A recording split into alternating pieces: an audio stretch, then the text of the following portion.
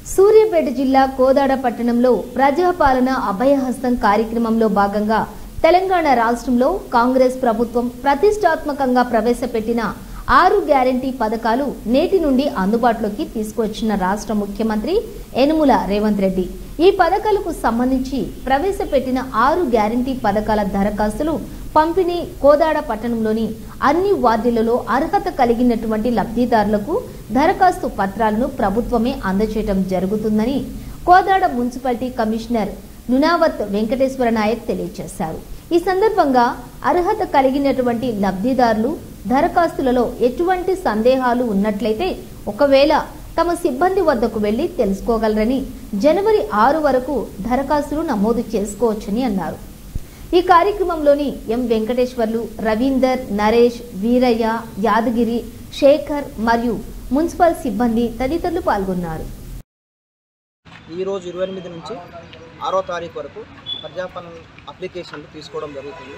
ఈ అప్లికేషన్లో 6 గ్యారెంటీ స్కీములు ఏవైతే ఉన్నాయో ప్రభుత్వం ప్రవేశపెట్టినటువంటి ఆల్రెడీ జరిగింది। 1 మహాలక్ష్మి, 2 రైతు భరోసా, 3 ఇందిరమ్మ ఇండ్లు, 4 గృహజ్యోతి, 5 చేయూత।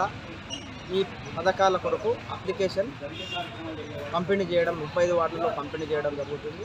ఆ పంపిణీ చేసిన అప్లికేషన్ ఫామ్లు ఆయా వార్డులలో మనము కౌంటర్స్ ఏర్పాటు చేశాము।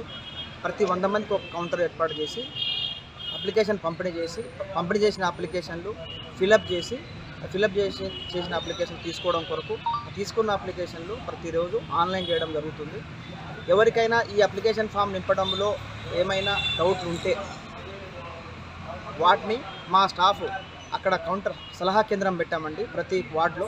ఆ సలహా కేంద్రంలో ఉన్న వారిని సంప్రదించి వారి సహాయంతో తప్పులు లేకుండా నీట్గా నింపి ఇస్తే అందరికి బెనిఫిట్ జరుగుతుందని చెప్పేసి కోరుచున్నాం।